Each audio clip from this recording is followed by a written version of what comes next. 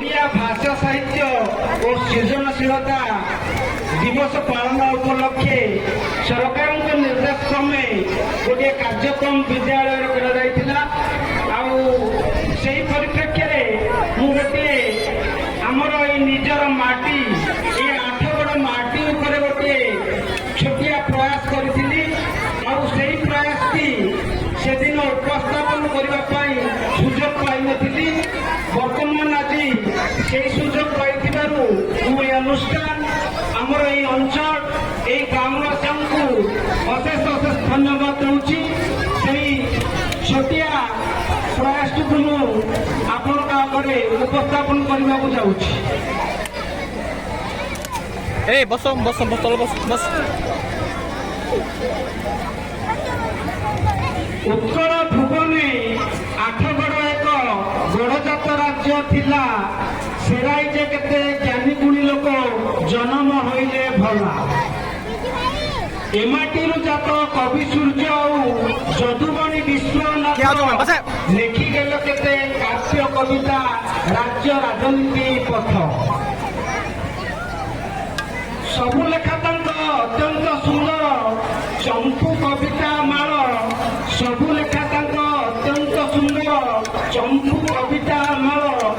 ଯଦୁମଣି ଗଲେ ନୟାଗଡ଼ପୁରେ ବିଶ୍ୱନାଥ ରାଜ୍ୟପାଳ।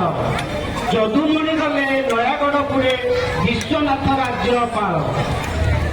ରାମକୃଷ୍ଣ ବାବୁ ଅର୍ଥମନ୍ତ୍ରୀ ହେଲେ କରିଲେ ଅନେକ କାମ। ରାମକୃଷ୍ଣ ବାବୁ ଅର୍ଥମନ୍ତ୍ରୀ ହେଲେ କରିଲେ ଅନେକ କାମ। ଗ୍ରାମ ଉନ୍ନୟନ ମାନସ ପୁତ୍ରଟି ରଖିଲେ ତାଙ୍କରି ନାମ। ଗ୍ରାମ ଉନ୍ନୟନ ମାନସ ପୁତ୍ରଟି ରଖିଲେ ତାଙ୍କରି ନାମ।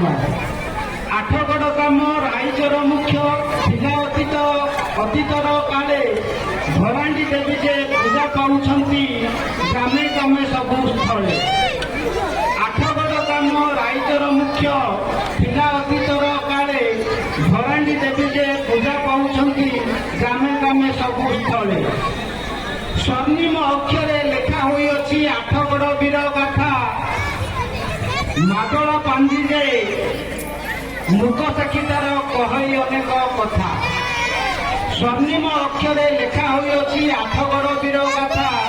ମାଦଳା ପାଞ୍ଜିରେ ମୁକ ସାକ୍ଷୀ ତାର କହଇ ଅନେକ କଥା। ପ୍ରକୃତି କୋଳରେ ଦୁଇ ଚିରସ୍ରୋତା କରୁଛନ୍ତି କେତେ ଲୀଳା। ବାଘୁଆ ଧନେଇ ନାମଟି ତାଙ୍କର ଭରିଲେ ଶସ୍ୟ ଶ୍ୟାମଳା। ପ୍ରକୃତି କୋଳରେ ଦୁଇ ଚିରସ୍ରୋତା କରୁଛନ୍ତି କେତେ ଲୀଳା।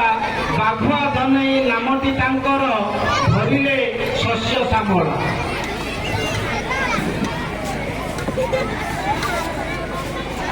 ଉତ୍ତର ଦିଗରେ କଷିପଡ଼ାଠାରେ ସିଂହାସନୀ ଠାକୁରାଣୀ।